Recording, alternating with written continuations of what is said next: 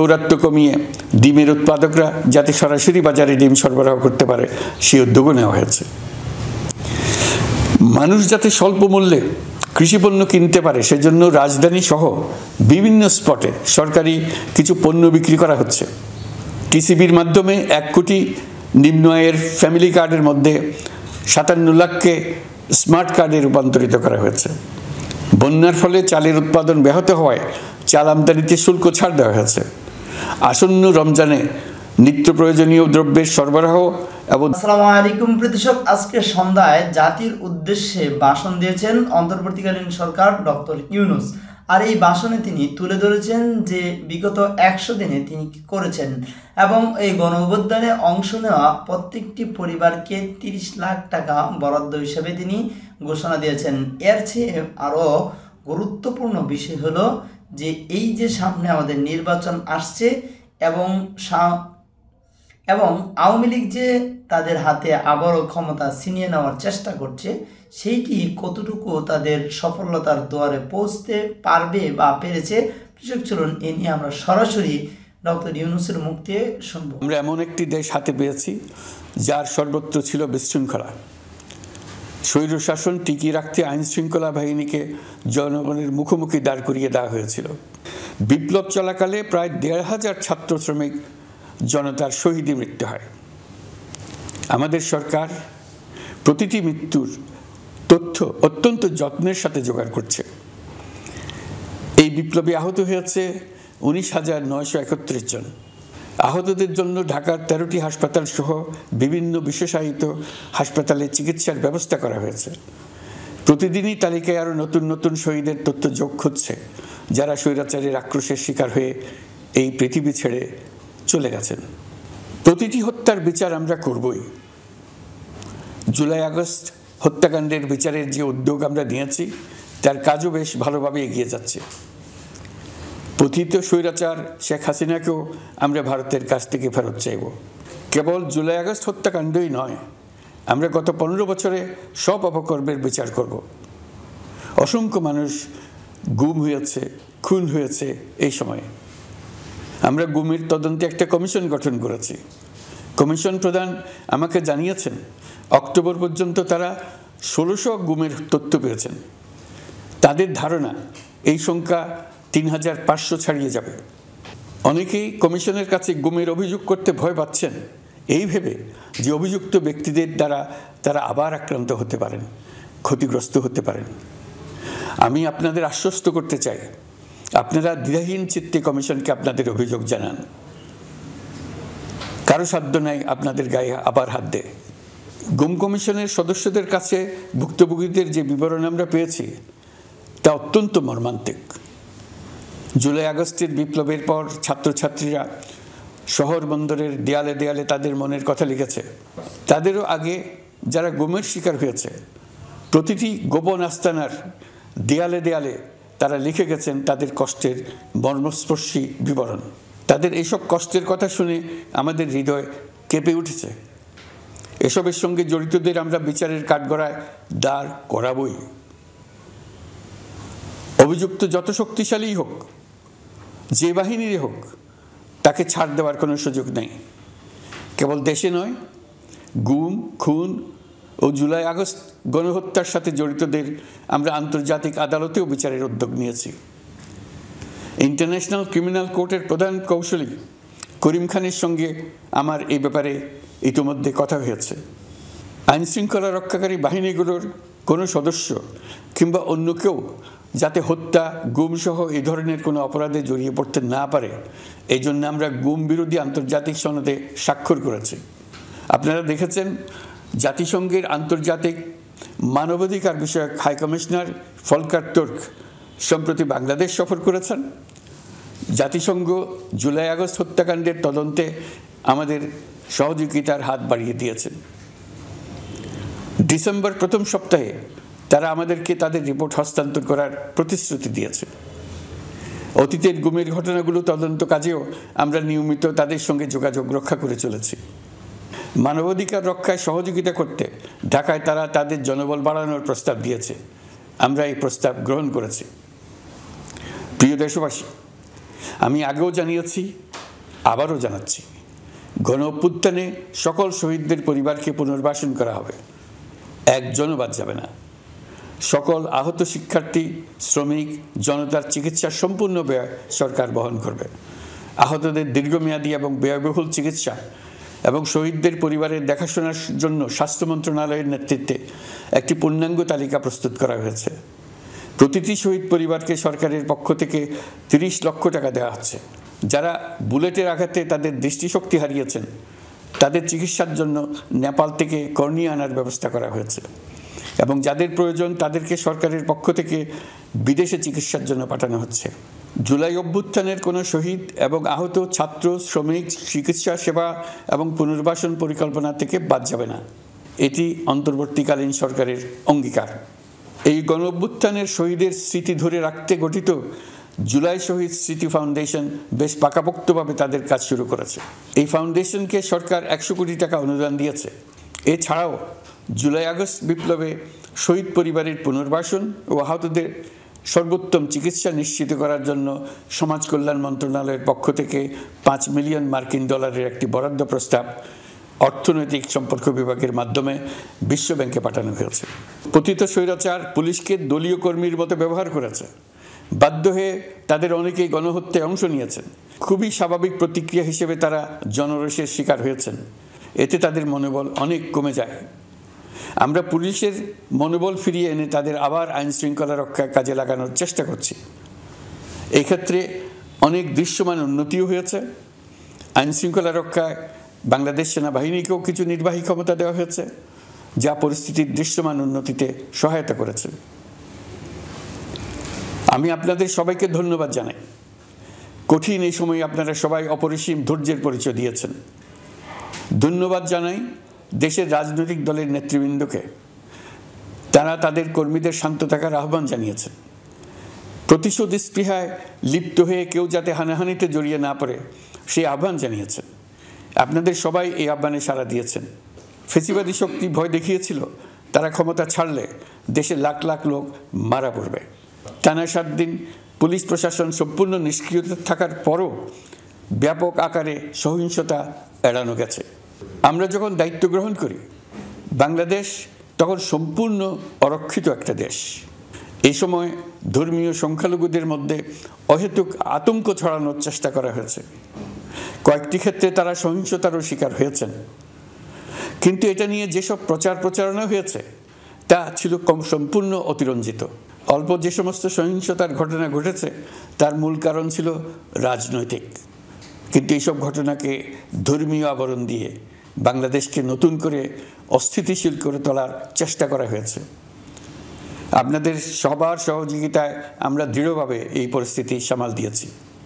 আমাদের দায়িত্ব গ্রহণের 2 মাসের মাথায় দেশের দুর্গাপূজা উদযাপিত হয়েছে প্রায় 32,000 পূজা মণ্ডপে। দুর্গাপূজা উপলক্ষে নির্বাহী আদেশে একদিন অতিরিক্ত ছুটি ঘোষণা করা হয়, যা উৎসবের আমেজকে অনেক গুণ বাড়িয়ে দেয়। দুর্গাপূজাকে ঘিরে আমরা ব্যাপক নিরাপত্তা প্রস্তুতি নিই, যার ফলে দেশের হিন্দু সম্প্রদায় নির্বিঘ্নে তাদের উৎসব পালন করেছে। আমরা দায়িত্বে আসার পর যে অল্প কিছু ক্ষেত্রে তারা সহিংসতার শিকার হয়েছেন আমরা তার প্রতিটি ঘটনার তদন্ত করেছি। শুধু হিন্দু সম্প্রদায় নয়, দেশের কোনো মানুষই যাতে কোনো রকম সহিংসতার শিকার না হয় সেজন্য আমরা যথাসাধ্য চেষ্টা করছি এবং সবসময় সে চেষ্টা করে যেতে থাকব। আপনারা জানেন চলতি বছর বাংলাদেশের বিভিন্ন অঞ্চলে 6টি বন্যা হয়েছে। আপনাদের সবার সহযোগিতায় আমরা এই বন্যা মোকাবেলা করেছি। বাংলাদেশের দেশপ্রেমিক সশস্ত্র বাহিনী বন্যা মোকাবেলায় জনগণের সাথে কাঁধে কাঁধ মিলিয়ে কাজ করেছে। বন্যা মোকাবেলা ও বন্যা পরবর্তী পুনর্বাসনের লক্ষ্যে বিশ্ব ব্যাংকের $250 মিলিয়ন অনুদান এবং স্থানীয় অনুদানের মাধ্যমে 100 কোটি টাকারও বেশি অর্থ সংগ্রহ করা হয়েছে। বন্যার ফলে অনেক জায়গায় ফসলহানি হয়েছে, ব্যাহত হয়েছে পণ্য সরবরাহ শৃঙ্খল। বন্যা পরবর্তী সময়ে বাজারে শাকসবজি সহ নিত্য প্রয়োজনীয় পণ্যের দাম বেড়েছে, ফলে আপনাদের কষ্ট হয়েছে। নিত্যপণ্যের দাম সহনীয় পর্যায়ে রাখতে আমরা যথাসাধ্য চেষ্টা করছি। বাজারে ডিমের সরবরাহ বাড়ানোর জন্য আমরা 9.5 কোটি ডিম আমদানির অনুমতি দিয়েছি। এই জন্য প্রয়োজনীয় শুল্ক ছাড়ও দেওয়া হয়েছে।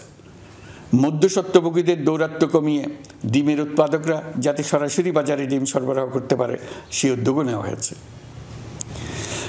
মানুষ যাতে স্বল্প মূল্যে কৃষিপণ্য কিনতে পারে সেজন্য রাজধানী সহ বিভিন্ন স্পটে সরকারি কিছু পণ্য বিক্রি করা হচ্ছে। টিসিবির মাধ্যমে 1 কোটি নিম্ন আয়ের ফ্যামিলি কার্ডের মধ্যে 57 লাখকে স্মার্ট কার্ডে রূপান্তরিত করা হয়েছে। বন্যার ফলে চালের উৎপাদন ব্যাহত হওয়ায় চাল আমদানিতে শুল্ক ছাড় দেওয়া হয়েছে। আসন্ন রমজানে নিত্য প্রয়োজনীয় দ্রব্যের সরবরাহ এবং দাম যাতে স্বাভাবিক থাকে এই জন্য সরকারের বিভিন্ন কর্তৃপক্ষ ব্যবসায়ীদের সাথে নিয়মিত বৈঠক করে যাচ্ছে।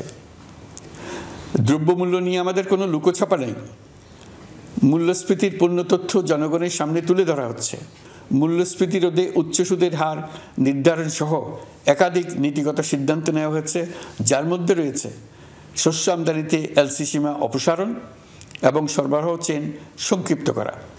সামান্য হলেও জ্বালানি তেলের মূল্য কমানো হয়েছে। শিল্প কারখানায় গ্যাসের সরবরাহ বাড়ানোর উদ্যোগ নেওয়া হয়েছে যাতে স্থানীয় পর্যায়ে উৎপাদন ব্যাহত না হয় এবং রপ্তানি ক্ষতিগ্রস্ত না হয়। গণশুনানি ছাড়া নির্বাহী আদেশে বিদ্যুৎ গ্যাসের দাম না বাড়ানোর সিদ্ধান্ত নেওয়া হয়েছে। পরিবহন খাতে চাঁদাবাজি বন্ধের চেষ্টা করা হচ্ছে। আমরা আশা করি বাজারে পণ্যমূল্য কমিয়ে আনতে এটা ভূমিকা রাখবে। নেপাল থেকে পানি বিদ্যুৎ বাংলাদেশে আনার ব্যবস্থা করা হয়েছে। দৈনন্দিন রাষ্ট্র পরিচালনার পাশাপাশি আমাদের ভবিষ্যতের বাংলাদেশ বিনির্মাণের কথাও ভাবতে হচ্ছে। আপনারা সবাই জানেন আমাদের সবচেয়ে গুরুত্বপূর্ণ কাজ হচ্ছে একটি অবাধ সুষ্ঠু নির্বাচন আয়োজনের মধ্য দিয়ে নির্বাচিত সরকারের কাছে দায়িত্ব হস্তান্তর। আমরা রাজনৈতিক দলগুলোর সঙ্গে আমাদের নিয়মিত যোগাযোগ অব্যাহত রেখেছি। বিভিন্ন ইস্যুতে তাদের মতামত নিয়ে যাচ্ছি। সরকারের সিদ্ধান্ত গ্রহণে এইসব মতামত অনেকাংশে প্রতিফলিত হচ্ছে। চলমান সংস্কার প্রক্রিয়ায় তাদের প্রতিটি মতামত সক্রিয়ভাবে বিবেচনায় নেওয়া হচ্ছে। আমরা আশা করছি নির্ধারিত সময়ে ডিসেম্বর জানুয়ারির মধ্যেই সংস্কার কমিশনগুলো তাদের সুপারিশমালা সরকারের কাছে পেশ করতে পারবে। তাদের সুপারিশ নিয়ে আমরা রাজনৈতিক দলগুলোর সঙ্গে ক্রমাগতভাবে আলোচনায় বসব। সকলের ঐক্যমত্যের ভিত্তিতেই আমরা সংস্কার প্রস্তাব চূড়ান্ত করব। নির্বাচন কবে হবে এই প্রশ্ন আপনাদের সবার মনেই আছে, আমাদের মনেও সারাক্ষণ আছে। আপনারা লক্ষ্য করেছেন নির্বাচন আয়োজনের লক্ষ্যে আমরা প্রয়োজনীয় পদক্ষেপ নিতে শুরু করেছি। কয়েকদিনের মধ্যে নির্বাচন কমিশন গঠন হয়ে যাবে। তারপর থেকে নির্বাচন আয়োজন করার সমস্ত দায়িত্ব তাদের উপর বর্তাবে। নির্বাচন কমিশন ভোটার তালিকা হালনাগাদ সহ আরও কিছু কাজ শুরু করে দিতে পারবে, যা একটা অবাধ নির্বাচনের সাথে সরাসরি সম্পৃক্ত। প্রথমবারের মতো প্রবাসী বাংলাদেশিরা পোস্টাল ব্যালটের মাধ্যমে যাতে তাদের ভোটাধিকার প্রয়োগ করতে পারে সে লক্ষ্যেও সরকার কাজ করছে। তবে আমরা মনে করি না যে একটা নির্বাচন কমিশন গঠন করে দিলেই নির্বাচন আয়োজনে আমাদের দায়িত্ব শেষ। রাষ্ট্র ব্যবস্থায় সংস্কার আমাদের এই সরকারের অন্যতম অঙ্গীকার। আপনারাই আমাদেরকে এই ম্যান্ডেট দিয়েছেন। যেই 6টি সংস্কার কমিশন আমরা শুরুতে গঠন করেছিলাম তারা ইতিমধ্যে তাদের কার্যক্রম অনেক দূর এগিয়ে নিয়েছে। বিভিন্ন গণমাধ্যমে আপনারা তাদের কার্যক্রমের আপডেটও দেখছেন।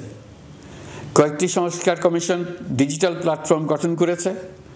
আমার অনুরোধ আপনারা এই প্ল্যাটফর্মে উৎসাহ সহকারে আপনাদের মতামত জানাতে থাকুন। প্রথম 6টি সংস্কার কমিশনের মধ্যে একটি হলো নির্বাচন সংস্কার কমিশন। নির্বাচন অনুষ্ঠানের জন্য এই কমিশনের সুপারিশমালা অত্যন্ত জরুরি। তাদের প্ল্যাটফর্মে যান, আপনার মতামত খোলাখুলিভাবে তুলে ধরুন।